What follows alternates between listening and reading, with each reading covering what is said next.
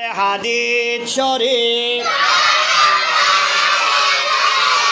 قال النبي صلى الله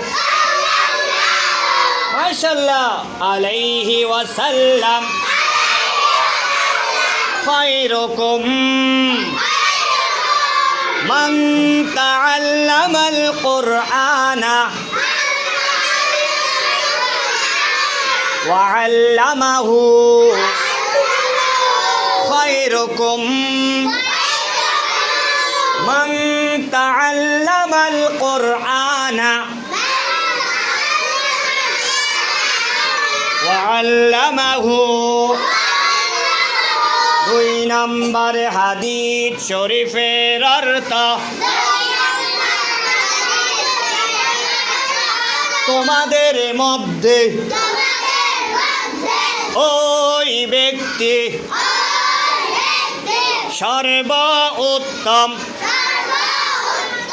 যে কোরআন মাজিদ শিক্ষা করে এবং অপরকে শিক্ষা দেয়। তোমাদের মধ্যে ওই ব্যক্তি সর্বোত্তম যে কোরআন মাজিদ শিক্ষা করে এবং অপরকে শিক্ষা দেয়।